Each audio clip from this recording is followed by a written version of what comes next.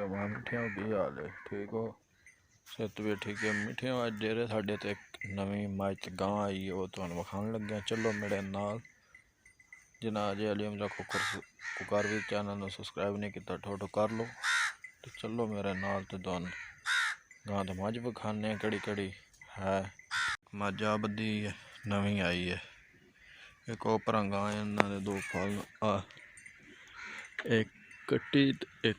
बच्ची दो फल ना किन्ने सोहने ना ते गुजारा करने वाली है मोल लेंदा है वे तकरीबन ये आई है 2.5 लाख दी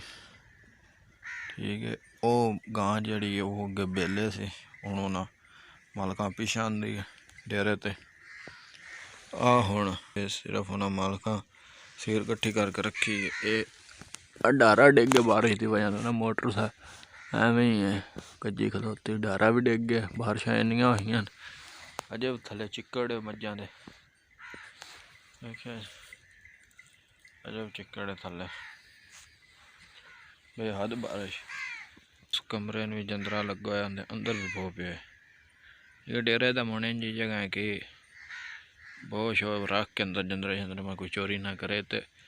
रब की कुदरत इंज दी है हुण अज जड़ी इन कड़ाकेदार जिवें गर्मियां आ गई इन्नी गर्म पे चौखी अल्लाह की कुदरत है कि राती सौण लगे इंज तारे सन चाहे 5 का टाइम आया कि बारिश शुरू बाहर उठ के नमाज फजर दे पढ़न चले तो वेख्या कि जी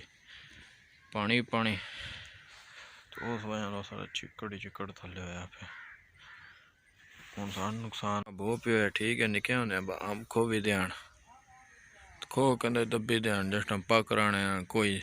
दिहाड़ियां तो बाद काढ़ी गए मान उन्होंने खाने बड़े स्वाद नाल ये भो है ठीक है